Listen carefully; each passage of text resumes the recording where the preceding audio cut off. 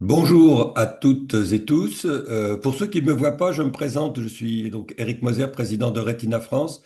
Et je suis très très heureux de pouvoir présider ce séminaire qui va parler en fait des avancées de la recherche, particulièrement dans nos affections, que ce soit pour des rétinites pigmentaires, mais surtout aussi pour des dégénérescences maculaires liées à l'âge, et avec, je dirais, des nouveaux essais, des nouvelles technologies en fait qui sont en train d'arriver, et notamment pour la DMLA atrophique, la DMLA sèche avec un projet qui s'appelle Prima, hein, et donc avec le professeur Frédéric Matanti qui va vous présenter tout ça et qui va vous en parler et vous allez pouvoir poser toutes les questions que vous souhaitez. Voilà. Cher Frédéric, je vous laisse la parole. Je vous laisse voilà la Merci bien. présentation. Merci. Bonsoir à tous. Merci tout d'abord au bureau de Retina France et en particulier à Monsieur Moser et Monsieur Licari pour leur invitation. Donc, comme il vous a été dit précédemment, l'objet est d'aborder un petit peu la dégénérescence maculaire liée à l'âge sous ses deux facettes, la forme humide, exudative et la forme atrophique, en essayant de vous donner une vision un peu globale de ce qui se fait actuellement et de ce qui est prévu que nous puissions obtenir dans les mois ou années à venir. Donc, je vais commencer le partage de mon écran. Je pense que tout est OK. Et voilà. Est-ce que vous avez mon écran en visu? Alors, moi, non. Non, pas pour l'instant, non, non. Alors, attendez, je vais refaire le partage. Partageons. Partager. Voilà, je pense que ça doit être Là, bon. c'est bon, Super. oui. Super. Parfait. Alors, vous l'avez toujours? Non. Ah, parce qu'il y a Non, en effet. un basculement au moment où je... Alors, je vais peut-être le faire différemment. Excusez-moi, hein. Problème technique. Alors, voilà, je pense que là, ça doit être bon. Là, c'est bon, oui. Parfait. Alors, donc, nous allons parler de cette maladie, malheureusement extrêmement fréquente dans la population mondiale, qui va être une maladie potentiellement cécitante avec une évolution progressive, comme son nom l'indique, avec l'âge. Alors, Ouais. cette pathologie, on va la suivre un petit peu sous différents aspects. D'abord, l'anatomie qui va être impliquée dans cette maladie, sa physiopathogénie, et puis les facteurs de risque qui sont liés, ainsi que les traitements actuels et les traitements futurs. Alors, on va revenir à déjà cette appellation, la macula, parce que j'entends très souvent mes patients me dire, j'ai la macula. En fait, tout le monde a une macula. Moi, tout le monde a deux maculas, pour être clair. Et la macula, c'est cette zone centrée par ce cercle vert au niveau de la rétine qui correspond à la partie la plus centrale de votre vision. C'est-à-dire, c'est la zone la plus sensible de votre capteur photo qui est la rétine. Et c'est cette partie la plus sensible du centre de votre rétine qui va vous donner la possibilité de lire, de reconnaître des visages et donc d'avoir une vision fine, discriminative qui permet donc de pouvoir avoir cette résolution que l'œil humain a normalement lorsque la rétine est saine. Cette macula fait une structure qui fait à peu près 5 millimètres de grand axe. C'est un cercle, un disque centré sur la rétine. Et le centre de cette macula est un petit peu comme une cible d'un jeu de fléchettes, et bien centré par la fovéola, qui est l'hypercentre de la rétine. Et donc cet hypercentre de la rétine, pour ceux qui ont déjà vu des examens en ophtalmologie, très souvent, on va faire ce qu'on appelle des OCT. Vous verrez, c'est ces petites images un petit peu en noir et blanc ou en niveau de couleur vert et rouge. Et la fovéola, c'est ce petit entonnoir que l'on voit au centre. Donc un sujet sain va avoir au milieu de sa rétine une zone qui est un petit peu plus fine, qui est le point le plus central d'un point de vue anatomique et le plus sensible d'un point de vue fonctionnel de la rétine de l'être humain. Et c'est uniquement cette partie la plus centrale de la rétine qui est capable de nous donner la meilleure acuité visuelle possible, c'est-à-dire 10 sur 10. Donc pour pouvoir avoir 10 sur 10 de vision, où là vous avez sur l'échelle 20 sur 20, c'est la même chose, Mm. eh bien il faut que vous ayez cette fovea, cette fovéola qui doit être parfaitement intacte, qui ne doit pas être abîmée. Et dès lors que vous allez avoir une destruction de cette partie centrale de la rétine, eh bien, la rétine résiduelle n'a pas une résolution suffisante pour donner une vision aussi importante, aussi Mm. fine, discriminative. Et donc, de fait, l'acuité visuelle va se détériorer.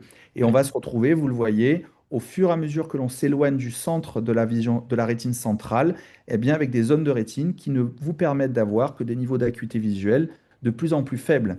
20 sur 40 dans les échelles que l'on connaît, c'est 5 dixièmes. 20 sur 100, eh bien, c'est 2 dixièmes. Et dès lors qu'on est au bord de la macula, c'est-à-dire dès lors que toute votre macula a été détruite, eh bien, les seules acuités qui peuvent persister, c'est CF, c'est-à-dire count fingers en anglais, on compte les doigts. Donc des acuités extrêmement basses. Pour vous donner une idée de la surface de votre champ de vision, qui est le seul capable de vous donner cette acuité visuelle de 10 dixièmes, eh bien, vous mettez votre bras tendu, vous relevez votre pouce, et vous mettez votre pouce devant votre œil qui vous sert de fixation. Donc vous en fermez un, et la surface de l'espace que vous occultez avec votre pouce levé, bras tendu, eh bien ça représente à peu près 3-4 degrés. Eh bien, pensez que pour pouvoir avoir 10 dixièmes, eh bien, il n'y a qu'une petite zone de cette surface-là qui va être utile, uniquement 1 à 2 degrés. Donc vous imaginez bien qu'en fait, cette vision centrale est extrêmement précise et très précieuse aussi. Elle ne représente qu'une toute petite partie de notre vision, et dès lors que la maladie, la DMLA, va l'atteindre, eh bien rapidement l'acuité visuelle va se dégrader. Alors cette DMLA, c'est une pathologie, comme son nom l'indique, qui est liée à l'âge et qui est donc une maculopathie. Donc pathie, ça veut dire anomalie, pathologie de la macula, et qui est liée à l'âge. On considère que l'âge limite à partir de laquelle elle peut commencer à apparaître, c'est 50 ans. Oh. Ça reste la première cause de cécité dans les pays développés à partir de 50 ans, si on élimine des pathologies telles que le diabète, qui malheureusement prend de plus en plus d'ampleur. C'est une anomalie qui va être très souvent bilatérale, mais qui va pouvoir commencer sur un des deux yeux. Et au fond d'œil, on va pouvoir retrouver des lésions, que je vous montrerai un petit peu plus loin, qui sont des précurseurs, c'est-à-dire des lésions qui prédisposent à l'apparition de la maladie. Cette maladie, dès lors qu'elle va commencer à se développer, elle va pouvoir évoluer de façon bidirectionnelle, bicéphale. En fait, c'est une maladie qui est un petit peu protéiforme et qui va pouvoir soit évoluer vers un versant d'atrophie, d'amincissement de la rétine, c'est ce qu'on va appeler la DMLA sèche, DMLA atrophique, soit sur un versant dit humide, exsudatif, néovasculaire, où là, ce sont des vaisseaux anormaux qui vont pousser dans la rétine et qui vont aller dégrader, manger un petit peu comme un tissu tumoral, grignoter cette rétine centrale et l'abîmer, soit directement en poussant à l'intérieur de la rétine, soit indirectement en créant un œdème dans la rétine.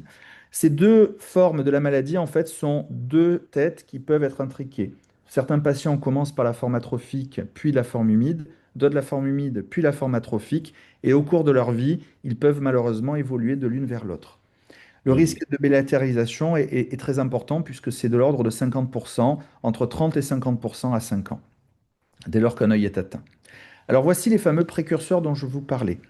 Ces précurseurs sont, vous voyez sur la photo du fond d'œil, ces petites taches, je vais prendre le pointeur laser, voilà, ces petites taches jaunes arrondies que l'on retrouve dans la partie centrale de la rétine. Normalement, la rétine devrait avoir un aspect homogène, comme on le voit ici dans cette partie plus périphérique, sans aucune autre structure que les vaisseaux. On voit ces cordons rouges. Eh bien, cette zone-ci qui est complètement constellée de taches jaunes, donc c'est un début de DMLA, c'est ce qu'on appelle la maculopathie liée à l'âge. Et on va pouvoir aussi retrouver comme autre précurseur ces petits dépôts brunâtres qui sont des migrations pigmentaires. À partir du moment où un patient présente ces drusen, ces taches jaunes, ou ces dépôts pigmentaires au niveau de la macula, eh bien, il présente ce qu'on appelle la maculopathie liée à l'âge, ce que les anglo-saxons appellent plutôt une DMLA de forme précoce. Alors, ce n'est pas strictement parlé la DMLA au sens qu'elle va entraîner une baisse de vision. Cela ne va avoir comme conséquence habituellement qu'une perte de la vision des contrastes. Les patients vont avoir une gêne à faible luminance, vont parfois commencer à percevoir des petites déformations de l'image, mais en règle générale, ça s'arrête à ce type de symptomatologie ou de trouble. Malheureusement, dès lors que ces patients présentent ces lésions, ils ont un surrisque de développer la maladie avec une étude qui s'appelle l'étude ARET qui nous donnait grossièrement les risques d'évolution vers la maladie. Et ce que vous pouvez voir, c'est qu'un patient qui présente ces lésions dans les deux yeux, donc des drusen dans les deux yeux, avec en plus de ça des migrations pigmentaires dans les deux yeux, eh bien c'est le grade 4. Il a à peu près 50% à 5 ans de voir la maladie apparaître. Ce qui nous permet donc d'avoir quand même un coup d'avance sur la maladie en disant vous êtes à haut risque de développer la maladie, il est donc nécessaire que vous soyez vigilant en faisant une autosurveillance et nous le verrons, et que nous soyons nous aussi, nous médecins vigilants, en faisant un contrôle un petit peu régulier. Alors, dès lors que la maladie, à proprement parler, la dégénérescence maculaire liée à l'âge se développe, voici à quoi elle peut ressembler au niveau de l'examen du fond d'œil. Donc, soit une forme purement atrophique, donc il s'agit de ce vaste placard blanchâtre, un peu jaunâtre au niveau de la rétine centrale, qui est donc un amincissement de la rétine, qui peut être soit isolé, soit associé à ce qu'on appelle la forme humide, exsudative, où là, à l'inverse, vous allez voir apparaître des hémorragies et des modifications de la rétine que l'on observera plus facilement avec des examens complémentaires. Donc, il s'agit véritablement d'un continuum entre maculopathie liée à l'âge, ce sont les stades précoces, qui ne génèrent pas vraiment de handicap visuel, mais peuvent exposer le patient à un risque d'évoluer vers la forme atrophique ou la forme néovasculaire. Et je vous l'ai dit, si vous avez ces drusen, ces petites taches jaunes ou les migrations pigmentaires au fond d'œil, alors le risque est important et il est donc nécessaire de prévenir, réduire le risque potentiel de maladie en prenant des mesures qui s'imposent, on le verra. Ce sont des règles hygiéno-diététiques, ce sont éventuellement des compléments alimentaires et bien entendu la surveillance avec le praticien. Alors quels sont les facteurs de risque? Puisqu'en connaissant les facteurs de risque, on peut essayer d'influer justement sur l'évolution de la maladie. Alors, je vous ai mis cette image qui ne représente pas vraiment la physiopathologie de la DMLA, mais c'est pour vous dire qu'en fait, c'est extrêmement compliqué, on n'y comprend pas forcément grand-chose. Il y a tout un tas de facteurs, des facteurs génétiques, des facteurs immunitaires, des facteurs d'inflammation, des facteurs du métabolisme des lipides. Et donc, en fait, tout ça, c'est intriqué et probablement que c'est un joyeux fourre-tout et que chaque patient est unique. Il va présenter des facteurs de risque qui lui sont propres. Mais grossièrement, le principal facteur de risque, c'est l'âge. Alors, à moins que vous ayez trouvé, et j'attends que vous me donniez l'adresse, la fontaine de Jouvence, malheureusement, pour l'instant, on n'a pas de solution pour lutter contre le vieillissement. Donc, on sait qu'au fur et à mesure que la personne vient vieillir, si elle présente des facteurs de risque dont on a parlé tout à l'heure, ces précurseurs, le risque va aller crescendo. Le fait d'avoir des antécédents familiaux est aussi un facteur de risque. Donc là aussi, malheureusement, comme dit la chanson, on ne choisit pas ses parents, on ne choisit pas sa famille, on fait avec.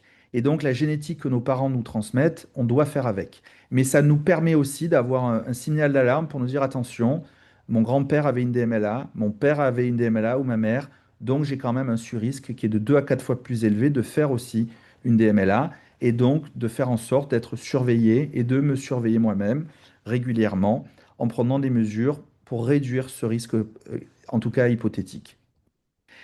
Les facteurs pour lesquels, par contre, on va pouvoir influer et qui sont les facteurs dits extérieurs aux patients, exogènes, le chef de file, c'est le tabac. Et le tabac, c'est de 3 à 5 fois plus de risque de développer une DMLA dès lors qu'on a un tabagisme actif. On a même certaines études qui rapportent des multiplications par 10 du risque de développer une DMLA. Donc, tout patient qui a des antécédents familiaux, qui a fortiori des lésions prédisposantes au fond d'œil, doit, dans la mesure du possible, réduire sa consommation, voire sevrer complètement sa consommation tabagique. Les autres facteurs de risque sont les facteurs qui sont aussi liés à l'environnement, en particulier à l'alimentation, donc un régime alimentaire déséquilibré, une obésité, donc avec un régime trop riche, et l'hypertension artérielle qui peut être idiopathique, mais qui peut être aussi liée à une alimentation riche en sel. Donc il faudra essayer, là encore, d'orienter le patient vers des règles d'hygiène de vie, d'hygiène alimentaire pour essayer de réduire un surpoids et équilibrer son régime alimentaire. Alors les symptômes. Les symptômes, habituellement, les patients me disent, ben, j'ai pas vu de tache, j'ai pas vu un gros trou noir dans la vision centrale. Il y a des années, il y a eu des campagnes publicitaires pour justement informer, éduquer les patients aux symptômes. Mais ils ont peut-être été un peu trop réducteurs, à savoir une tache noire ou une déformation de l'image. Ce n'est pas toujours le cas. Les patients peuvent parfois se plaindre tout simplement d'un flou visuel, d'un voile central, d'une vision plus terne, moins contrasté. Et puis bien sûr, parfois, c'est beaucoup plus caricatural, le patient va décrire des déformations de l'image ou une tache sombre centrée sur la vision centrale. Donc tous ces symptômes doivent faire en sorte que le patient consulte rapidement. on a l'habitude de dire que dès lors que le patient a des symptômes visuels de ce type, il faut qu'il consulte dans les 2 à 3 jours. Il faut ainsi avoir des centres donc experts capables d'absorber les urgences pour pouvoir justement recevoir ces patients en temps et en heure. Alors le diagnostic, justement, il va en passer par un examen médical. Et plus le diagnostic est précoce, plus les chances d'obtenir des résultats positifs pour certaines formes de la maladie seront importantes. Donc le diagnostic sera d'autant plus précoce que le patient est informé. Le diagnostic est d'autant plus précoce que le patient s'est fait dépister, présente donc fait tout ce qu'il faut pour réduire son risque et puis, bien entendu, fait ce qu'on va appeler l'autosurveillance, c'est-à-dire lui-même vérifier de temps en temps, en fermant un œil puis l'autre, qui ne présente pas une tâche dans sa vision centrale. Il pourra être aidé dans cette tâche par ce qu'on appelle une grille d'Amsler, c'est-à-dire un quadrillage. Je vous montrerai ça un petit peu plus loin. Et l'examen de l'ophtalmologiste donc sera un examen standard avec un examen de la rétine, du fond d'œil à la lampe à fonte. Alors voici comment le patient peut déjà lui-même, à la maison, à domicile, se surveiller pour dépister d'éventuelles prémices de la maladie. Donc c'est ce qu'on appelle la grille d'Amsler. Le patient donc va fermer un œil, va regarder avec l'œil qu'il va évaluer à une distance d'une trentaine de centimètres, avec ses lunettes de près s'il a une vision qui est trop basse par la presbytie, et il va évaluer la rectitude des différentes lignes parallèles, horizontales et verticales. Si le patient ne présente aucune déformation, alors il n'y a pas forcément lieu de s'inquiéter. Si par contre apparaissent des déformations dans le champ de vision central, a fortiori associées à une baisse de l'acuité visuelle, alors le patient doit consulter rapidement. Ces examens ne doivent pas non plus amener le patient à tomber dans une obsession de surveillance en permanence. Il faut lui dire qu'un contrôle tous les 15 jours, une fois par mois, est largement suffisant. Et qu'à partir du moment où il a une symptomatologie bizarre, qu'il va à ce moment-là l'amener à refaire un contrôle un peu plus précoce et ensuite, si nécessaire, venir consulter son ophtalmologiste. Alors, une fois le dépistage, en tout cas réalisé à la maison, le patient consulte.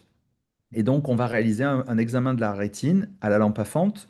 Habituellement, on va dilater la pupille du patient. Donc, il est nécessaire pour avoir un examen rigoureux et complet de faire un fond d'œil dilaté. Si un ophtalmologiste fait un fond d'œil sans dilatation, il est probable qu'il passe à côté de beaucoup de lésions. L'autre option, c'est de faire ce qu'on appelle une rétinophotographie couleur. Ce sont des appareils qui permettent de faire des photographies de la rétine sans avoir à dilater. Alors, cela permet, pour analyser la macula uniquement, de se passer de la dilatation, mais uniquement dans ce cadre-là. Bien entendu, l'examen de l'œil en passe aussi par un examen de la vision. On va donc évaluer l'acuité visuelle du patient avec l'échelle de loin et de près, l'échelle dite de Monnoyer qui est en dixième, 10 sur 10 étant la meilleure acuité, 9, 8, 7 jusqu'à 1 dixième étant l'acuité la plus basse. À l'inverse, plus le chiffre est élevé dans Pareto, moins l'acuité visuelle est élevée. Donc un P28, c'est un gros chiffre, c'est une acuité très faible. En gros, pour le retenir, il faut savoir que c'est comme si c'était des caractères d'imprimerie sur un texte. Eh bien, plus la police est grosse, plus le patient a une vision basse pour arriver à le déchiffrer. Donc, si on est obligé de lui mettre des gros caractères pour qu'il les voit, eh bien, c'est qu'il a une acuité très basse. Donc, l'acuité normale, c'est P2, et l'acuité la moins bonne, mesurable par cette échelle, c'est P28. Et puis, sur des patients qui ont vraiment des acuités très basses, on peut utiliser d'autres types d'échelles qui vont permettre d'être beaucoup plus précises et qui sont essentiellement utilisées lorsque le diagnostic est déjà fait et que l'on veut suivre l'évolution de la maladie. Donc l'examen du fond d'œil est fait après le test d'acuité visuelle.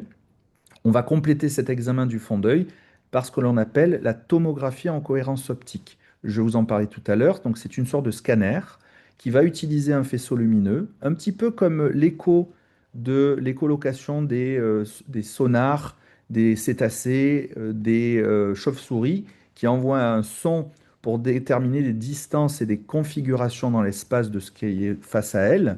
Eh bien, là, c'est un écho non pas sonore, mais un écho lumineux, donc une réflexion qui va être analysée par l'appareil. Et l'appareil va être capable ensuite de reconfigurer en fait cette réflexion en une image en deux dimensions et donner donc cette image-là, qui est l'image de la rétine maculaire. Donc, on retrouve ici la petite dépression centrale dont je vous ai parlé tout à l'heure, qui est la foveola, qui fait quelques centaines de microns de diamètre, qui fait une centaine de microns d'épaisseur, et le reste de la rétine centrale maculaire. Donc là, il s'agit d'une rétine strictement normale. Dès lors qu'il va y exister donc des anomalies, ici, ce sont les drusen dont je vous parlais tout à l'heure, ce sont ces précurseurs, les facteurs de risque de la DMLA, mais il n'y a pas encore à proprement parler de baisse d'acuité visuelle le plus souvent. Il peut y avoir quelques petites déformations de l'image, mais rien de plus. Et dès lors que la maladie ensuite va évoluer vers la DMLA, eh bien, on va avoir apparaître de certaines lésions avec, vous voyez, des soulèvements de la rétine qui devient donc totalement déformé vers l'avant, cambré, avec des espaces noirs en dessous, c'est du liquide qui sourd à travers la paroi vasculaire et qui signe une DMLA humide, exsudative. Alors, je vous ai montré surtout celle-ci parce que c'est la seule forme à l'heure actuelle qui se traite en pratique clinique de façon courante. La forme atrophique, en fait, ne va pas montrer ces types de lésions puisqu'il n'y a pas de vaisseaux anormaux qui poussent la rétine vers l'avant, qui se développent sous la rétine, mais plutôt un amincissement de la rétine et une atrophie de la rétine. On peut être amené parfois à réaliser des angiographies. Encore une fois, le but est de voir, en injectant un produit de contraste dans les vaisseaux du bras du patient, de voir comment la rétine va se remplir avec ce produit fluorescent, et en particulier les vaisseaux anormaux que l'on voit ici très bien, ces gros placards blanchâtres qui sont des vaisseaux de dégénérescence maculaire liée à l'âge, qui sont donc dans le cadre d'une dégénérescence de forme exsudative, humide. Depuis quelques années, nous avons accès à d'autres types d'appareillages qui sont couplés à l'OCT, à la tomographie en cohérence optique, et qui nous permettent de nous extraire de la nécessité d'utiliser l'angiographie standard. L'angiographie standard, que l'on utilisait énormément dans la DMLA il y a encore quelques années, devient de plus en plus secondaire dès lors que le scanner, l'OCT, fait déjà le diagnostic dans la majorité des cas. Et lorsque nous avons un doute, nous utilisons cette technologie OCT particulière qui est un OCT angiographie ou par une technologie particulière où en fait l'appareil va analyser ce qui a bougé dans la rétine. En l'occurrence, ce qui bouge dans la rétine, c'est les flux sanguins. Eh bien, il va être capable de reconstituer, de reconstruire le réseau vasculaire de la rétine et les réseaux vasculaires anormaux, qui sont les vaisseaux anormaux de la dégénérescence maculaire liée à l'âge de forme humide, donc la forme exsudative. Et là, c'est cette plaque blanche qui est ici, qui est donc obtenue uniquement avec un OCT, sans jamais avoir eu besoin d'injecter le moindre produit de contraste. Donc c'est une technologie qui est moderne, qui est utile parce qu'elle permet de simplifier la prise en charge pour le diagnostic. On n'a pas besoin de faire une angiographie en injectant un produit de contraste, qui est plus lourde, potentiellement à risque parce qu'il y a quelques cas d'allergie, même si cela reste très rare, de l'ordre d'un cas pour 200 000 injections, et pour le coup qui est moins contraignante pour le patient. Il n'y a pas de voie veineuse. Alors les traitements. Les traitements de la DMLA, on va s'atteler à traiter déjà la prévention. Et ensuite, le traitement à proprement parler de la DMLA exsudative. Donc là, excusez-moi, j'ai fait l'inverse. Donc on va commencer par le traitement de la forme exsudative. Alors, le traitement en passe toujours par des injections intraoculaires, ce qu'on appelle des injections intravitréennes. Ici, vous avez une patiente qui a bien voulu que je la filme pendant la procédure pour vous montrer que ce n'est pas terrible, même si ça semble la première fois être un geste barbare. La première consultation, les patients sont le plus souvent effrayés, terrorisés. Et passé cette première expérience, en général, ils reviennent de façon beaucoup plus détendue parce que ce n'est pas long et pas douloureux. On met un anesthésique local qui n'a pour objectif que d'anesthésier la bétadine. La bétadine est irritante. C'est de l'antiseptique que l'on met au début et qui va irriter l'œil du patient. Et en fait, ce n'est que pour ça que l'on met l'anesthésiant. La piqûre en elle-même est tellement pas sensible et douloureuse que finalement on pourrait la faire sans anesthésiant local. Mais pour éviter que le patient ait l'œil qui lui fasse mal pendant la procédure à cause de la bétadine, des brûlures, on met un anesthésique de contact. Donc, par l'injection intraoculaire intravitréenne, on va administrer des substances pharmacologiques qui vont faire en sorte que les vaisseaux anormaux qui poussent dans la rétine puissent régresser. L'exemple que je donne à mes patients, c'est un petit peu comme si vous avez de la mauvaise herbe qui pousse et vous voulez la faire disparaître, vous utilisez un désherbant. Le problème, c'est que le désherbant, une fois que vous l'avez mis, il va faire disparaître la mauvaise herbe, mais probablement quelques mois ou quelques années plus tard, il faudra y revenir. Eh bien, on le verra, ces traitements, c'est un petit peu la même chose. Il faut retraiter les patients régulièrement puisqu'elle ne guérit pas la maladie, elle ne fait que la mettre en sommeil. Donc, on va suivre l'évolution et l'efficacité des traitements. On le voit ici, il y avait un énorme œdème sur cet œil et après les injections, une disparition de l'édème. Donc, on surveille les patients, mais comme je vous l'ai dit précédemment, on n'arrête jamais, on ne guérit pas la maladie. Et c'est pour ça que vous voyez des files actives de patients qui ne cessent de grandir, de croître, puisqu'il faut injecter, injecter, réinjecter. Fort heureusement, la médecine et la science ont fait des progrès. Et là où nous avons commencé il y a quelques années, il y a une quinzaine d'années maintenant, avec le ranibizumab, puis la flibercept, nous avons maintenant un plus grand nombre de molécules à disposition avec le faricimab, le brolucizumab et la flibercept 8 mg. Ces molécules ont pour avantage d'être beaucoup plus actives en termes d'efficacité sur la maladie. Que je m'explique. Ça ne guérit toujours pas la maladie, ce qui veut dire que l'on n'arrêtera jamais les traitements pour les patients. On peut rapprocher ces problématiques-là de l'hypertension artérielle. Un patient qui a une hypertension, il va prendre ses comprimés toute sa vie. Tant qu'il a ses comprimés, la tension est contrôlée. Le jour où il arrête ses comprimés, la tension va remonter. L'objectif est de trouver la quantité de comprimés et la fréquence d'administration des comprimés suffisamment contraignante pour empêcher la maladie d'avancer et pas trop contraignant pour ne pas embêter le patient de façon excessive. Et donc, toutes ces molécules sont injectées à intervalles réguliers, sauf qu'avec les nouvelles molécules, en particulier le faricimab et l'aflibercept 8 mg, on a la possibilité d'augmenter progressivement les intervalles entre les injections. Donc, l'objectif, c'est de trouver pour un patient donné le meilleur intervalle efficace, c'est-à-dire celui qui sera en capacité de bloquer la maladie et qui, dès lors qu'il va être dépassé, eh bien, on va voir réapparaître la maladie. À partir du moment où on l'a trouvé, on va essayer de s'y tenir. Donc, par le passé, on était sur des intervalles de 2 mois, 2 mois et demi en moyenne. Maintenant, on est plutôt sur des intervalles moyens de 3 mois, 3 mois et demi. Mais de là à dire aux patients qui commencent leur traitement que l'on va arrêter le traitement un jour, malheureusement, c'est dans la très grande majorité des cas une erreur. Il faut leur faire comprendre que c'est une pathologie chronique à vie. Alors, pour pouvoir aller encore plus loin, de nouvelles thérapeutiques sont en cours de développement pour ne plus avoir à faire d'injection. Alors là, il s'agit d'un patient que j'ai traité dans le cadre d'un protocole où on va injecter, donc vous voyez ici, c'est pendant une chirurgie de la rétine, on va utiliser un OCT péropératoire. On injecte une substance sous la rétine du patient dans laquelle est dissoute des virus qui sont totalement bénins pour l'homme, qui ne sont pas pathogènes, mais qui vont aller amener aux cellules du patient un gène qui va leur permettre de produire par eux-mêmes la molécule active que l'on injectait jusqu'à présent. C'est-à-dire qu'au lieu qu'on ait besoin de réaliser ces injections mensuelles ou tous les 2 mois ou tous les 3 mois à notre patient, eh bien on va faire une injection sous la rétine. Les virus vont aller passer dans les cellules de la rétine, vont faire en sorte que les cellules de la rétine soient en possession du plan de fabrication des molécules que l'on a injectées, et elles vont se mettre à fabriquer elles-mêmes cette molécule active.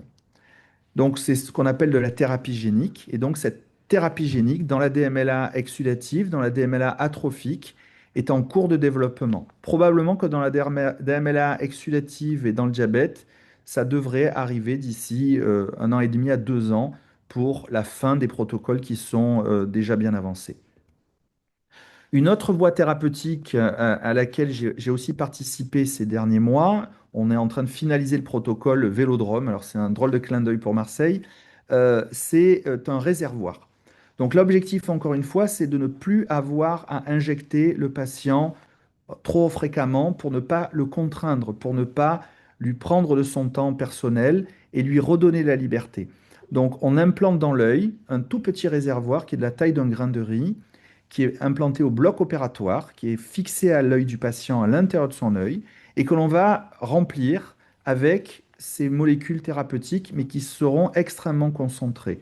Elles vont être, en l'occurrence pour ce réservoir, 10 fois plus concentrées que les molécules que l'on injecte habituellement dans le vitré de façon répétitive. Ce réservoir va être ensuite re-rempli tous les 6 mois, tous les 7 mois, tous les 8 mois, en fonction de la nécessité de retraiter le patient ou pas. Et donc ça permet, encore une fois, non pas de guérir la maladie, mais de réduire la dépendance au patient à des injections répétées. Alors la prévention, je vous en ai déjà parlé un petit peu, on va passer rapidement. Je vous l'ai dit, eh bien, il faut traiter et corriger les facteurs de risque environnementaux, le tabac, l'obésité, proposer aux patients des règles hygiéno-diététiques qui sont connues pour réduire le risque d'apparition de la maladie, à savoir ce que l'OMS recommande et les autorités françaises, 5 fruits et légumes par jour, limiter l'apport en viande rouge à 2 fois par semaine, favoriser les poissons gras, que ce soit harengs, sardines, maquereaux, anchois, thon, saumon, ce que vous voulez, à 2 à 3 fois par semaine. Et bien entendu, faire une autosurveillance dès lors qu'on a des drusènes et des migrations pigmentaires. Alors, est-ce qu'il y a un intérêt de faire tout ça si vous n'avez aucune lésion prédisposante? La réponse est probablement non. Mais pour autant, le fait de ne pas fumer, de perdre du poids, ça aura des bénéfices sur d'autres éléments, les risques cardiovasculaires en particulier.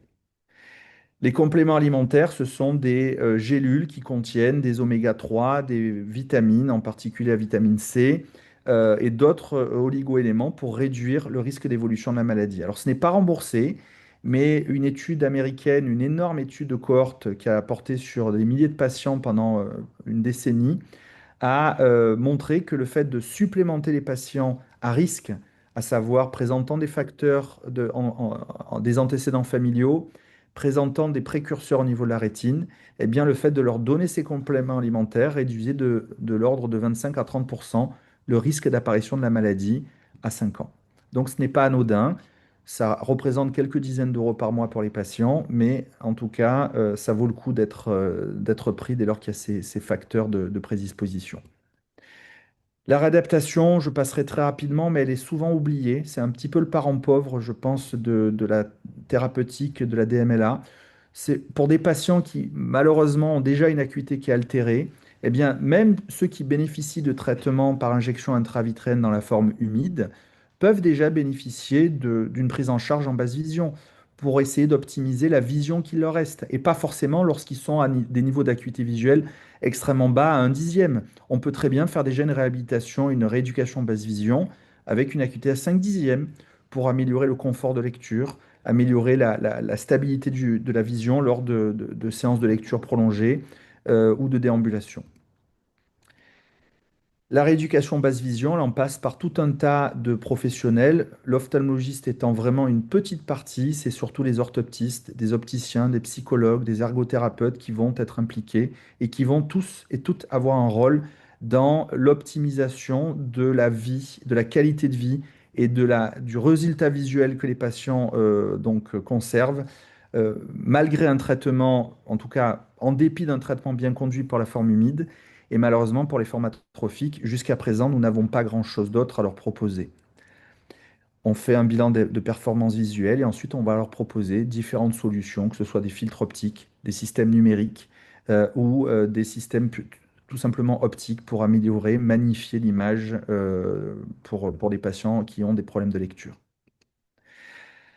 Alors, les systèmes optiques, il y a aussi, et ça vous en avez peut-être entendu parler, des systèmes optiques implantables. Alors, on participe à l'heure actuelle, et c'est un de mes associés, le professeur Conrad, qui est impliqué dans ce protocole, dans un protocole qui vise à implanter des mini-télescopes dans l'œil du patient, en lieu et place du cristallin. Donc, c'est-à-dire des patients qui sont opérés de la cataracte, on va leur mettre ces implants. Alors, on a eu beaucoup de patients qui sont venus nous voir en nous disant, je veux qu'on m'implante.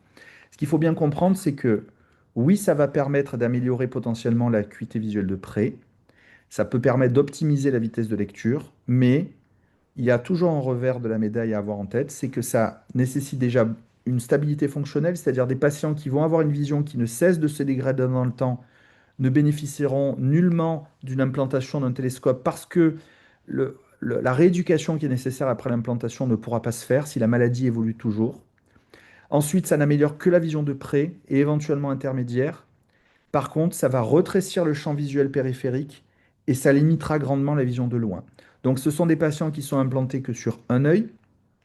Il faut que l'œil qui est implanté ait été testé préalablement avec des télescopes externes pour voir s'ils sont en capacité déjà de bénéficier d'une aide extérieure qui pourrait mimer un petit peu l'aide qu'ils obtiendraient si on implantait ce télescope, et en expliquant bien au patient que lorsqu'on leur a mis cet implant dans cet œil-là, cet œil implanté ne verra plus en périphérie, ne verra plus de loin, mais ne sera qu'un œil pour la vision de près. Donc on fait faire des essais aux patients avant parce que ça peut être extrêmement dérangeant, en particulier pour la déambulation. Et enfin, pour conclure, la prothétique. Alors, récemment, il y a eu énormément de bruit, de communication sur ce sujet, les prothèses rétiniennes. Alors, beaucoup de prothèses ont été testées par le passé. J'ai été impliqué dans les essais précliniques pour la prothèse sous-rétinienne de Retina Implant, qui finalement n'a pas fait de vieux os dans le domaine médical. Argus, qui a été utilisé en France, mais qui finalement a été arrêté pour des problématiques de financement, d'arrêt de production. La société qui en était dépositaire, Second Sight, a mis la clé sous la porte. Et de vous à moi, les résultats étaient vraiment limités. Donc, on a eu Cocorico, une prothèse française, Prima, dans le cadre d'un protocole qui s'appelle Primavera et qui était développé par un laboratoire français, Pixium. Le problème est que là, encore une fois, les fonds ont manqué et que même si les résultats préliminaires étaient fortement intéressants, il a fallu malheureusement que la société soit rachetée par une société américaine pour que le protocole de phase finale puisse être mené jusqu'au bout.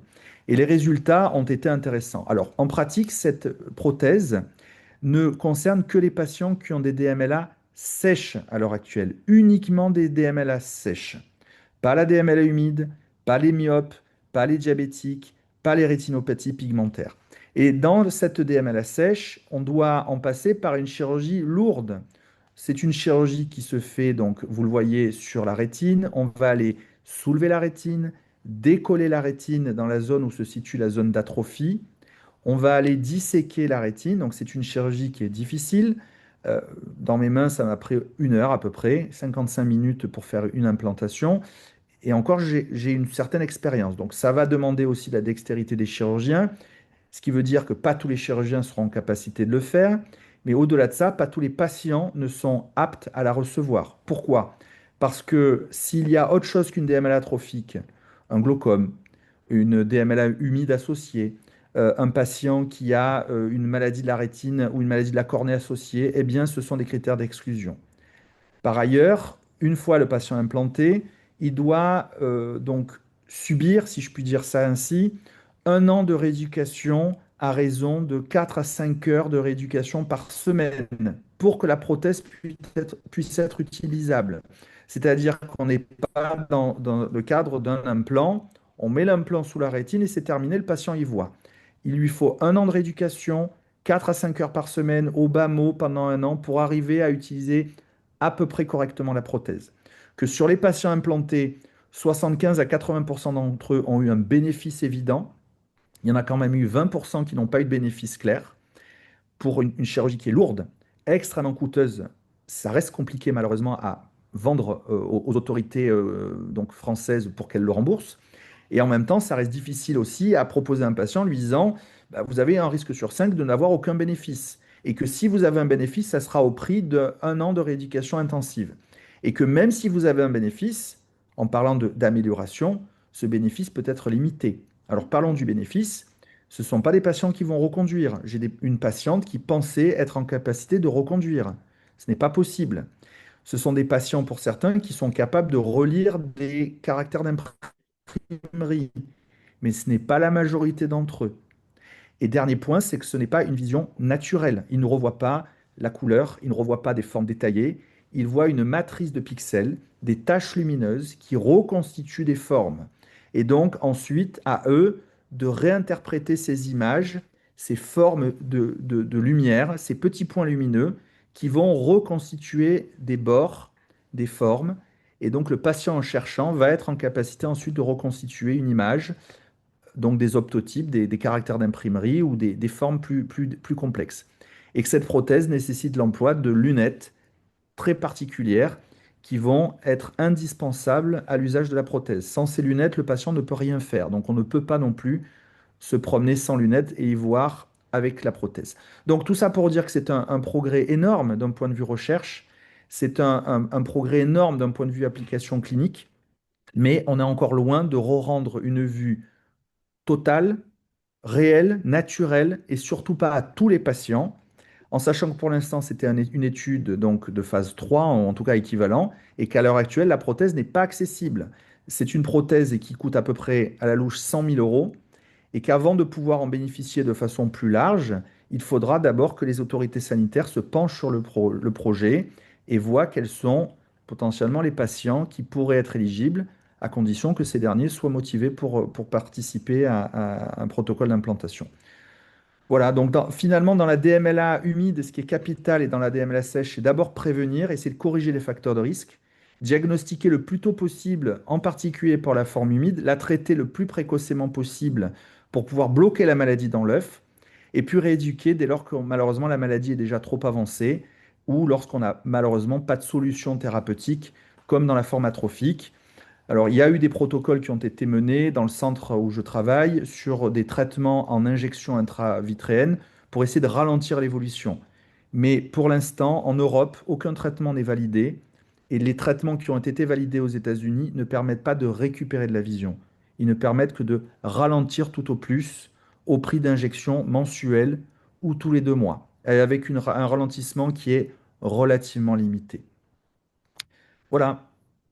J'espère que vous avez appris des choses, que vous êtes venu avec des attentes et que j'ai pu répondre à une partie de vos questionnements et attentes. Et puis, je suis là pour répondre à des questions de l'auditoire si certains d'entre vous ont des choses qui ne sont pas claires. Je vais arrêter le partage. Moi, vous m'entendez, Julien? Julien, Oui, oui, pardon, j'avais l'audio muté. c'est Tout à fait. bon? Moi, j'ai reçu deux questions. Les deux questions que j'ai reçues, la première, c'est professeur, est-il nécessaire d'appeler les différents centres pour tenter d'être implanté ou faut-il attendre les progressions? Et deuxième question, qu'en est-il des recherches en thérapie génique sur les rétinopathies pigmentaires? Quelle est l'orée à peu près des premières thérapies géniques, sachant qu'il y en a déjà une, l'Luxturna? Voilà les Oui, deux premières questions. très bien. Alors, pour la première question, non, il n'y a à l'heure actuelle aucun intérêt à appeler harceler les centres ou essayer d'en trouver un qui va vous répondre pour être sur liste d'attente. D'une part, le protocole à l'heure actuelle est fermé. Il n'y a plus de patients qui vont va être inclus dans les prochains mois. L'étape d'après, que le labo essaie d'atteindre, c'est un remboursement par les autorités sanitaires, au même titre que la prothèse Argus 2 en son temps, qui avait été remboursée. Alors de vous à moi, les résultats d'Argus 2, pour moi, étaient très limités, je dirais même mauvais. C'était une extraordinaire avancée d'un point de vue technologique et d'un point de vue expérimentation appliquée. Mais d'un point de vue produit abouti et qui apporte un réel bénéfice aux patients, on en était très loin. Les patients pouvaient éventuellement percevoir des contrastes. Ils arrivaient à dire il y avait peut-être une source de lumière par là, mais d'arriver à relire, c'était une rareté. Et en fait, ils arrivaient à déterminer uniquement des formes, des optotypes. Ça s'arrêtait là. Donc pour un coût extrêmement élevé, pour une chirurgie lourde, pour une rééducation extrêmement longue, à mon sens, les autorités sanitaires n'auraient jamais dû rembourser. Ça représentait des dizaines de millions d'euros qui auraient pu être injectés dans d'autres projets qui auraient pu probablement mieux aider la communauté des patients présentant un handicap. Maintenant, effectivement, ce projet-là est beaucoup plus intéressant dans le sens qu'on arrive à des résultats fonctionnels beaucoup plus fréquents, beaucoup plus intéressants à l'usage, mais ce n'est pas à moi de dire s'ils sont suffisants pour mériter un remboursement, une prise en charge. Et là, je pense que les autorités sanitaires seront beaucoup plus regardantes sur est-ce que ça vaut véritablement le coup. Est-ce que la majorité des patients qui ont été implantés en France et en Europe, finalement, sont moins dépendants, moins handicapés dans leur quotidien qu'ils l'étaient auparavant. Et c'est cette analyse-là qui va être nécessaire. Donc pour l'instant, ces analyses-là sont en cours. Les dépôts de dossiers de remboursement seront probablement effectifs l'année prochaine. Et à partir du moment où la solution sera à nouveau proposable, alors à ce moment-là, les centres de référence communiqueront sur le sujet. Retina France, de toute manière, sera informé. Et c'est eux qui reviendront vers vous, ou nous qui reviendrons vers vous.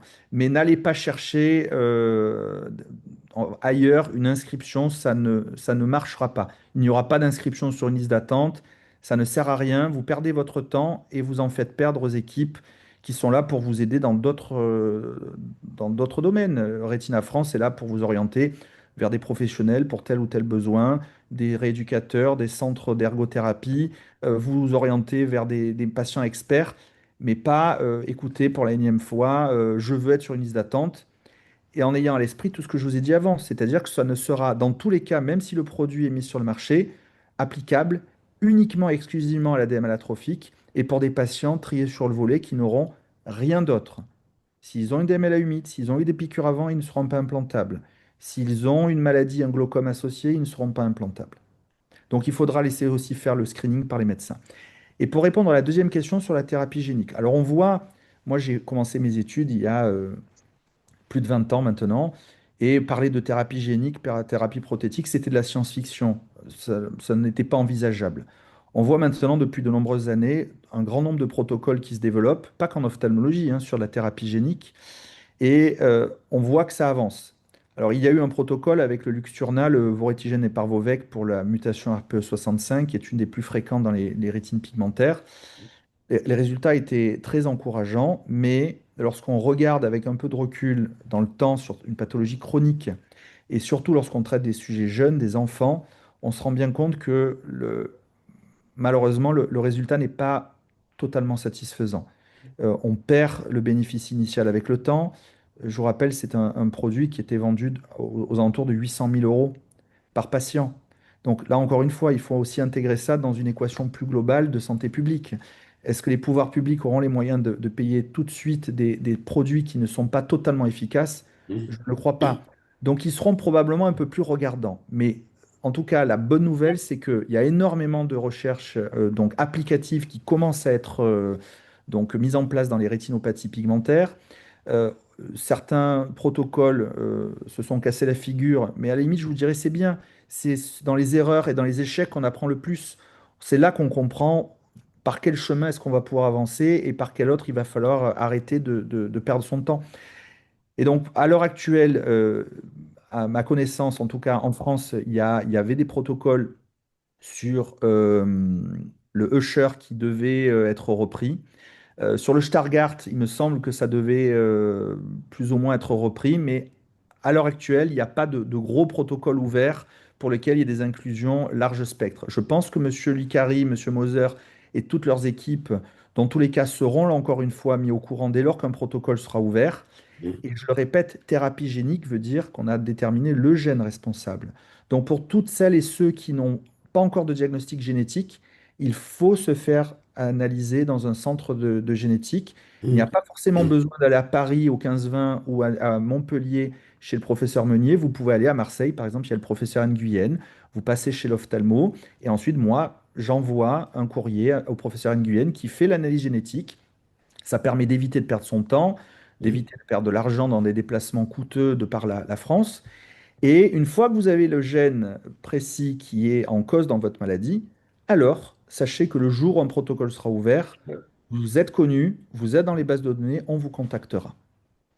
Merci beaucoup, professeur. D'autres questions? Déjà, un remerciement appuyé de Jean-Claude Escafide de Marseille, Merci. qui vous connaît. J'ai une question de la famille Lemoyle, qui est donc lumière bleue et lumière solaire. Qu'en est-il sur l'effet délétère ou pas sur la vision? Et ensuite, de Madame Landre, une question sur cataracte. Peut-on être opéré de la cataracte lorsqu'on est touché par une DMLA humide, voire une DMLA sèche? Alors, je vais commencer par la question la plus simple, la deuxième. Alors, la cataracte, il n'y a aucune raison de ne pas l'opérer dès lors qu'elle est un problème. Un patient qui présente une DMLA et une cataracte, eh bien, va être doublement handicapé, avec une vision clairement péjorée par ces deux maladies. À partir du moment où une est curable facilement, eh bien, il n'y a aucun sens à ne pas l'opérer.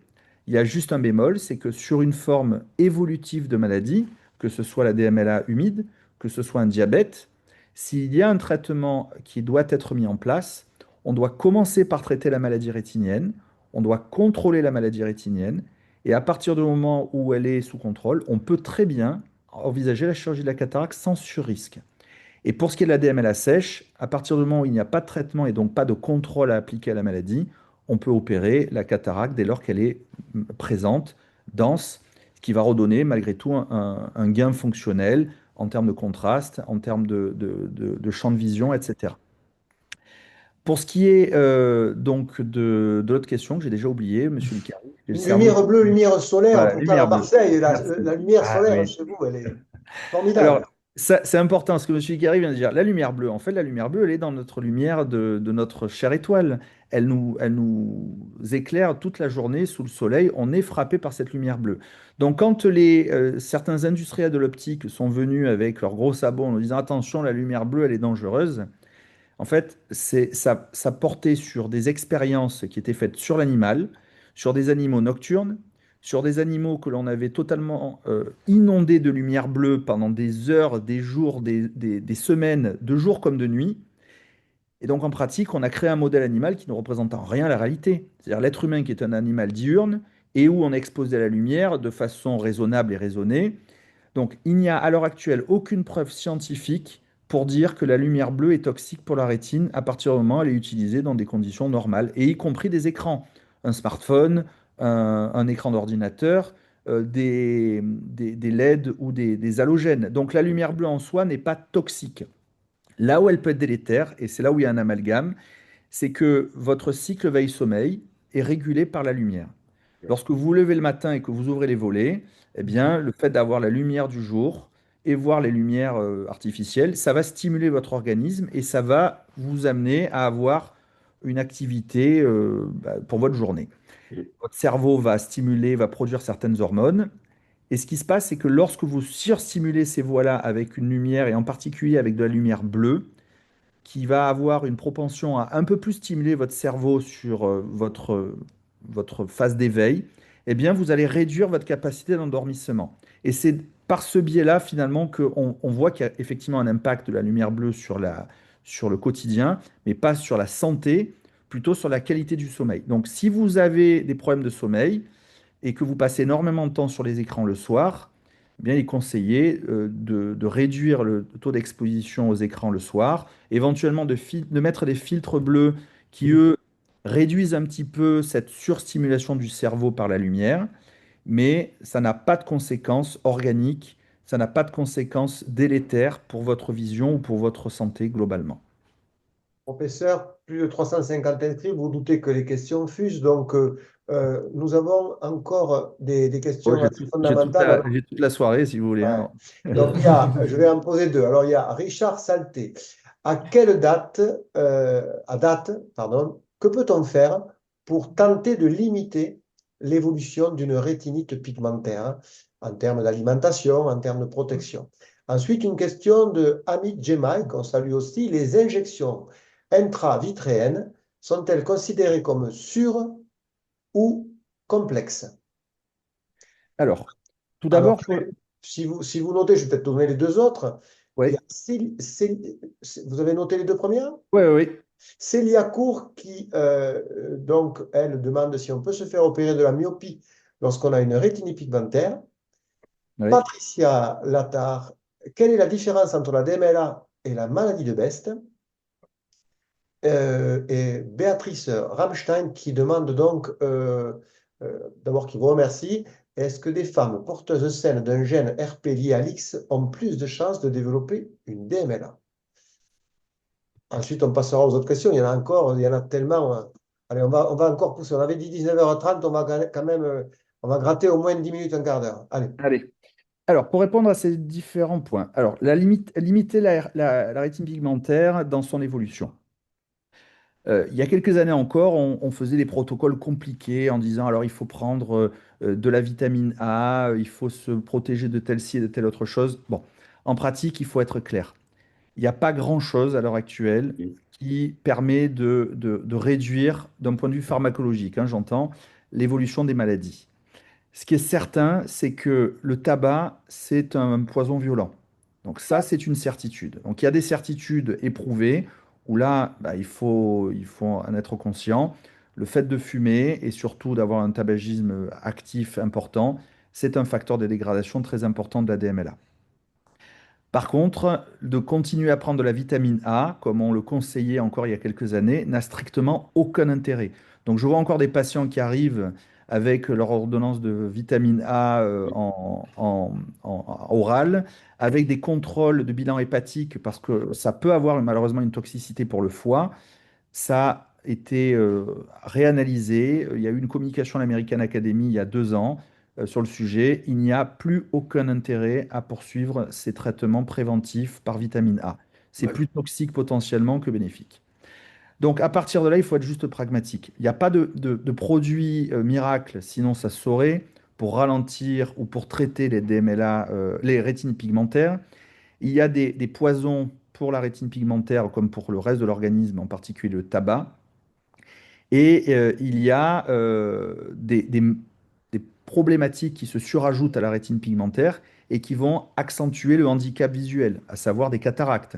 Donc un patient qui a une cataracte sous-capsulaire très évoluée et qui a une rétine pigmentaire, si on le laisse avec sa cataracte, quand bien même il a 40 ans, eh bien, on réduit sa qualité de vue alors qu'on pourrait l'améliorer. Donc ça, c'est un moyen d'améliorer ces patients-là. Des patients qui ont des œdèmes maculaires liés à la rétine pigmentaire vont voir leur acuité visuelle centrale se dégrader, alors même qu'elle pourrait être encore conservée. Là aussi, ça vaut le coup de les traiter pour améliorer leur acuité visuelle et leur qualité de vision centrale. Donc ça se traite avec des inhibiteurs de l'anhydrase carbonique en collyre, éventuellement en comprimé. Isabelle Odo avait refait le point sur le sujet. Ça peut avoir un intérêt dans ce cadre-là. Mais malheureusement, de traitement efficace sur les rétines pigmentaires en général, il n'y en a pas pour l'instant. Alors, il y a des essais en cours pour certains sous-types de rétinopathie pigmentaire ou d'érédodégénérescence rétinienne, mais ça sera au cas par cas et ça rentre dans le cadre de protocole. Alors, les injections intravitréennes, est-ce qu'elles sont sûres? Je vous dirais que globalement, oui, comme tout acte invasif, il y a un risque, mais le risque est minime. Le risque principal des injections intravitréennes, c'est l'infection. Le taux d'infection pour une injection intravitréenne, c'est d'un risque pour 5000 injections. Donc vous voyez, on est quand même relativement faible. Je vous dirais même que dans les centres experts, on a même des taux d'infection encore plus bas. On est dans le centre aux alentours de 1 pour 8000 à 1 pour 9000 injections. Donc on est sur des taux extrêmement faibles de risque grave, à savoir l'infection. Il peut y avoir d'autres problématiques, en particulier des cataractes. On sait que le fait de faire des injections dans l'œil, ça accélère la cataracte. Mais en pratique, on fait surtout des injections sur des personnes d'un certain âge qui ont déjà une cataracte. Je vous dirais, à partir du moment où la cataracte, on peut l'opérer, je vous l'ai dit, dès lors que la maladie sous-jacente est contrôlée. Ce n'est pas un obstacle en soi que d'utiliser les injections intraoculaires que de voir apparaître une cataracte. Donc, si vous voyez que votre traitement n'apporte rien, que le médecin n'a pas vraiment d'explication à vous apporter, qui vous dit, bon, on fait les piqûres, mais ça vous apporte rien, oui, mais bon, et qu'il n'a rien à vous expliquer, alors peut-être qu'il faut se poser la question, est-ce que c'est vraiment légitime de poursuivre? Mais mis à part ça, à partir du moment où les injections vous apportent un bénéfice, que vous voyez que votre acuité se stabilise, qu'elle s'est améliorée, alors le bénéfice par rapport au risque est clairement en faveur des injections. Alors, la myopie et rétine pigmentaire. Je vous dirais que tout acte thérapeutique, encore une fois, comme les injections, il y a une balance entre le bénéfice et le risque. Se faire opérer de la myopie, ce n'est pas une chirurgie sans risque. Et ces chirurgies dites réfractives génèrent ce qu'on appelle des aberrations optiques. C'est-à-dire, elles vont réduire un peu la vision des contrastes, elles peuvent modifier un petit peu la qualité de vision dans des environnements un peu précaires. Donc, à partir du moment où vous avez quelqu'un qui a une maladie de la rétine qui est à l'origine d'un handicap fonctionnel, en particulier dans des situations à faible luminance, pour moi, il est inenvisageable de se faire opérer de la myopie dans ce contexte-là. Alors, encore une fois, vous trouverez toujours des ophtalmos pas très regardants qui vont vous dire oui, ça abîmera pas vos yeux. Oui, ça n'abîmera pas votre rétine, si c'est ça la question. Mais est-ce que ça va vous apporter un réel bénéfice? Probablement bien moindre que quelqu'un qui n'aurait pas de rétine pigmentaire, et ça peut vous créer des problèmes que vous n'auriez pas eu si vous n'avez pas été opéré. Donc moi, je vous dirais, de mon propre point de vue, tous les patients qui me posent la question, je leur déconseille. Et j'ai des confrères qui font de la chirurgie réfractive, qui se refusent à opérer un patient dès lors qu'il n'a pas une rétine parfaitement saine. Pour ce qui est de la DMLA et la maladie de Best, alors la DMLA, c'est une maladie multifactorielle.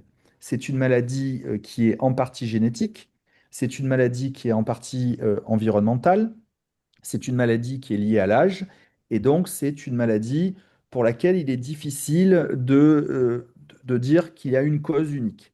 La maladie de Best, à l'inverse, c'est une maladie génétique, monogénique, qui est liée à une mutation sur un gène qui est le gène de la bestrophine.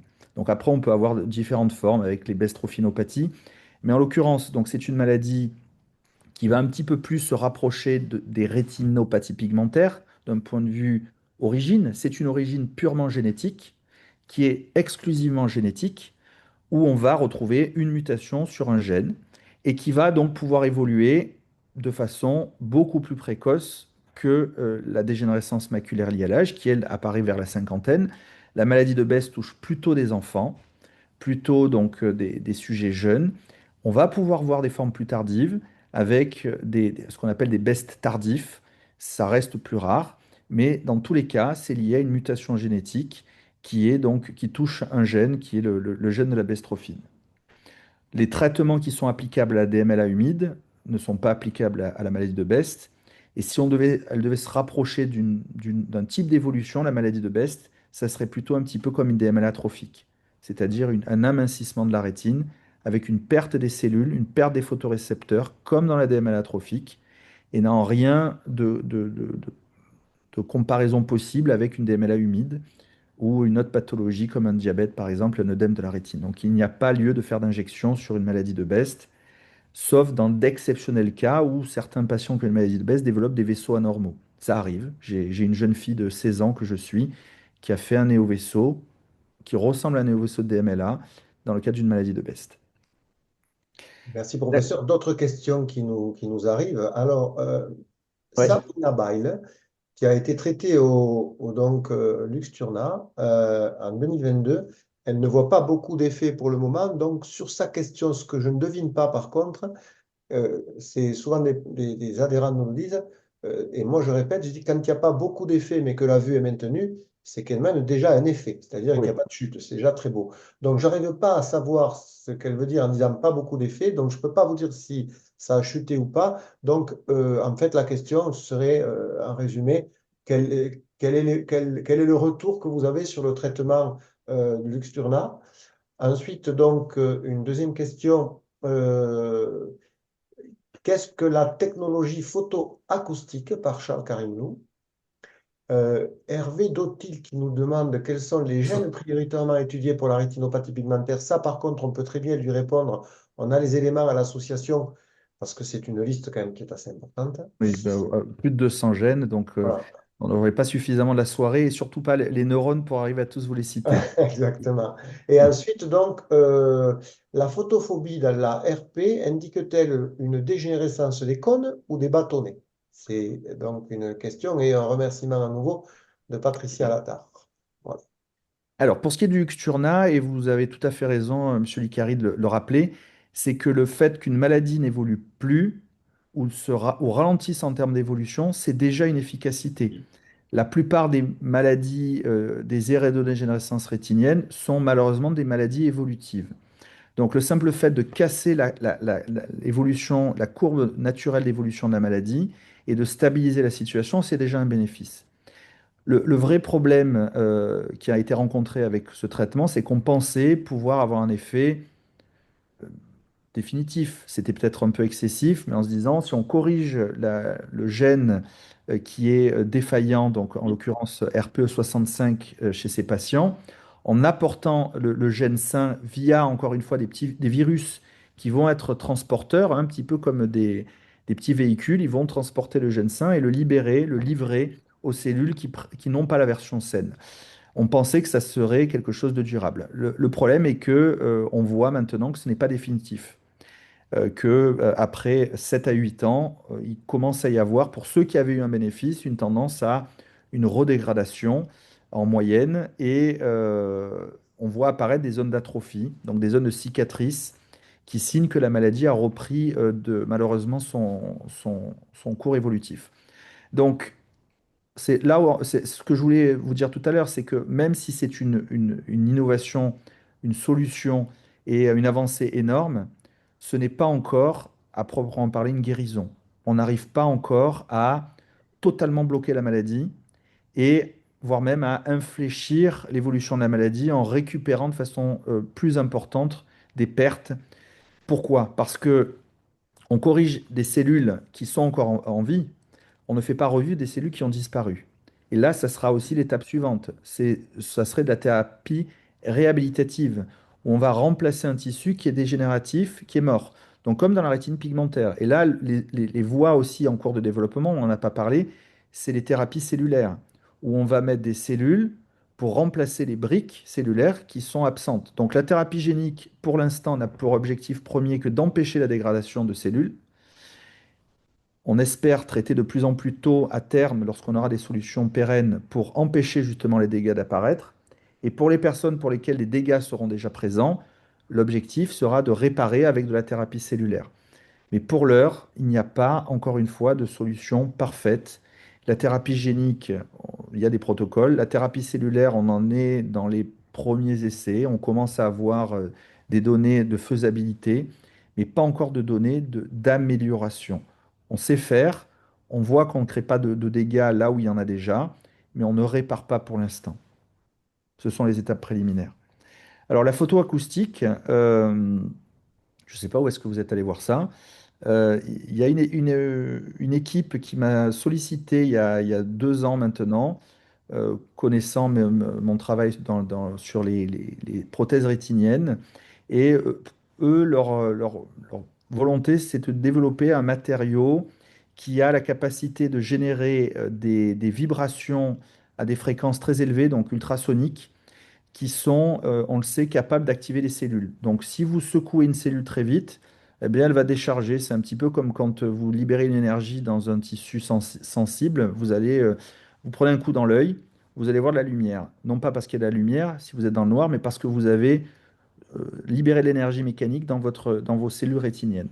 Eh bien là, c'est libérer d'une énergie à très haute fréquence, mais à faible intensité pour pas abîmer le tissu et faire en sorte que ces cellules déchargent et donc envoie une information au cerveau. Donc ça serait des prothèses rétiniennes ou des prothèses oculaires qui stimuleraient les cellules rétiniennes non pas par un courant électrique, mais par des ondes mécaniques acoustiques. Et pour générer ces ondes acoustiques, l'énergie entrante dans l'œil serait la lumière. Donc ce sont des prothèses dites photoacoustiques. Alors le projet initial, j'avais commencé à poser sur l'animal ces prothèses, s'est arrêté parce qu'il fallait énormément d'argent pour développer le projet.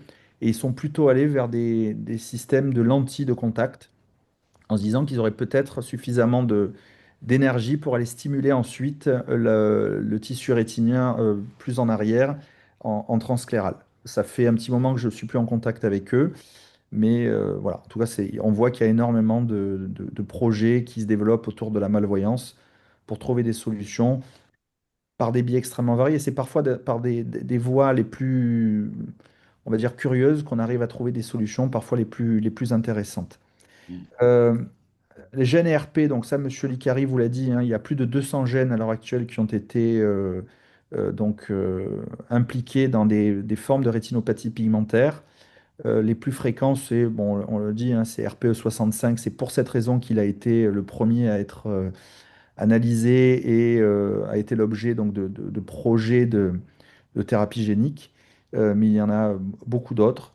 Alors la photophobie et les rétinopathies pigmentaires. En l'occurrence, la photophobie arrive assez tôt dans la maladie et on ne sait pas vraiment pourquoi est-ce que les patients qui présentent des pathologies rétiniennes ont une photophobie. D'ailleurs, ce n'est pas l'apanage que des rétinopathies pigmentaires. Il peut y avoir d'autres pathologies rétiniennes où on va voir apparaître une photophobie importante. On a l'impression que c'est un petit peu un problème de rhéostat.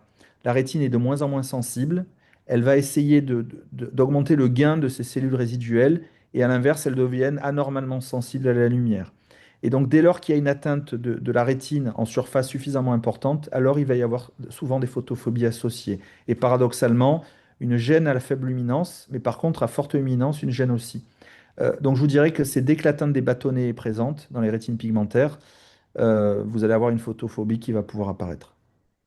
Euh, Merci beaucoup, professeur. On va encore avoir quelques questions. Je tiens d'ailleurs à préciser, merci beaucoup pour votre intervention qui est si claire et raisonnable d'après Marie-Paul Lemoine et d'après la plupart d'entre nous. Et je rajouterai bénévole. Ça, c'est important aussi de le préciser. Alors, Béatrice Ramstein nous demande effectivement, parce que j'avais oublié de répéter la question, est-ce que les femmes porteuses saines d'un gène de RP lié à Ah oui. l'X ont plus de chances de développer une DMLA ou pas? Ensuite, Michel Faucon qui nous explique qu'elle a une DMLA humide depuis 16 ans. Est-ce qu'elle peut, a priori, évoluer vers une DMLA sèche? Nous avons mon ami Ah, Bruno Romano, que je salue, un traitement donc, est en phase 3 par Nanoscope Therapeutics en termes d'optogénétique pour les rétinopathies pigmentaires. Qu'en est-il au juste? A priori, on a entendu parler, c'est en Pennsylvanie. vous Euh, avez le temps, monsieur Matanti, pour toutes ces questions? Ouais, ça sera la dernière salve de ouais, la questions. dernière Oui. salve, de toute façon, je vais le dire. Euh, donc, après, Étienne, euh, donc j'ai un œdème à l'œil droit. Suite à une IVT, il s'est déplacé pour se loger pile au centre. Peut-on le déplacer? Et donc, Monsieur Bellala, pensez-vous qu'un jour il sera possible de créer des éléments constitutifs de rétine à partir de cellules souches, par exemple, comme dans le cas des colobomes choriorétiniens? Et alors donc, tout ça pour dire que ensuite, à la fin des réponses du professeur Matonti, qui nous a fait l'honneur d'être parmi nous, notre président Éric Moser clôturera le webinaire. Et moi, je voulais remercier Julien Azema qui a géré aussi toute la partie technique et les paramétrages de connexion. Merci. Avec grand plaisir. Alors, pour ces différentes questions, tout d'abord, les rétinopathies pigmentaires liées à l'X. Donc, les femmes dites porteuses, c'est-à-dire qui ont, vous le savez, donc les femmes ont deux chromosomes X, et donc vont, lorsqu'elles vont avoir des enfants, transmettre forcément un de leurs deux chromosomes. Si le père transmet, lui, son chromosome Y, alors l'enfant à naître sera un garçon, puisqu'il aura un X et un Y. Et alors, malheureusement, si la maman a transmis son chromosome qui présentait la mutation, alors l'enfant à naître, le garçon, développera la maladie. Alors que la maman, elle ne développe pas la maladie, et c'est là aussi tout le drame, c'est que à partir du moment où on a un des chromosomes qui est sain, il va prendre le relais et va éviter que la maladie n'apparaisse.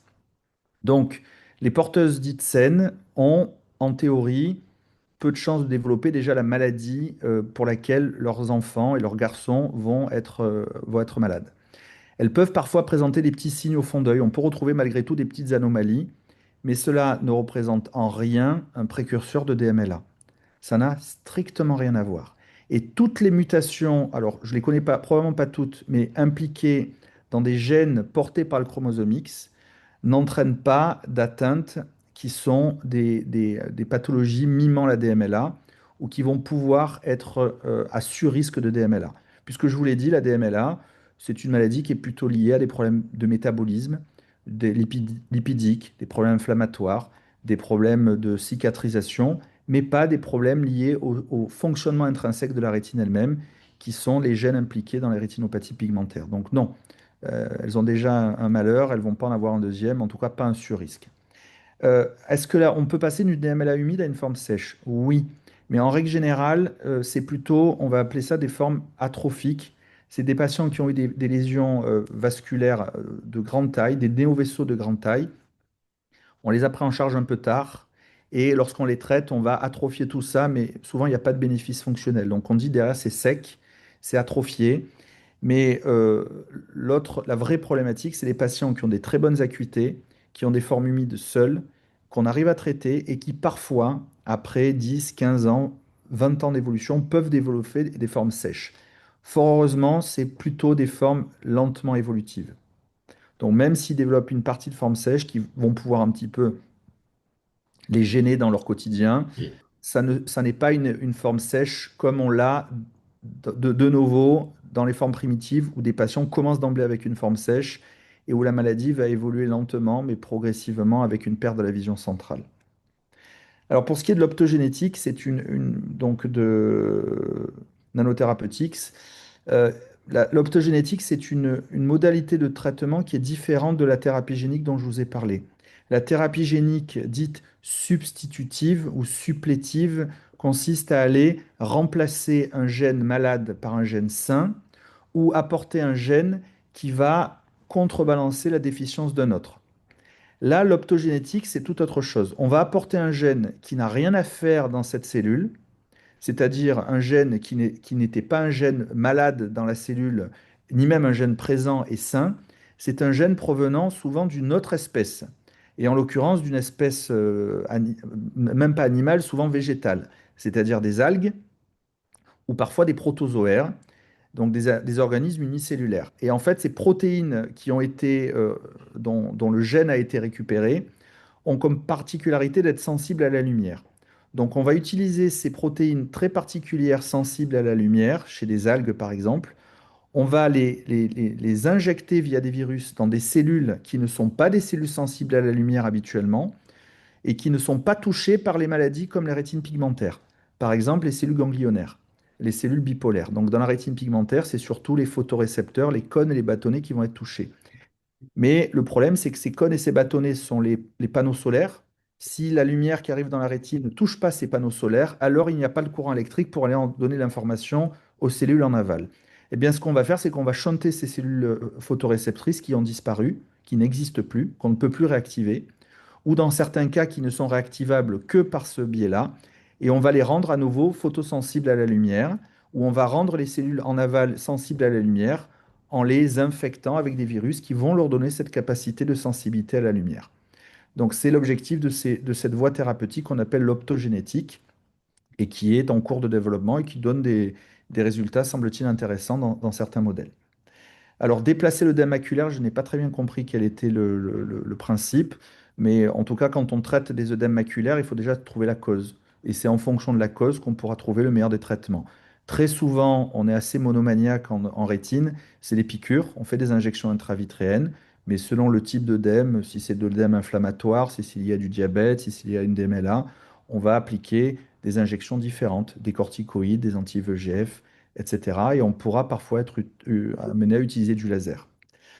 Et enfin, les cellules souches. Alors, il y a effectivement des travaux de recherche sur les cellules souches.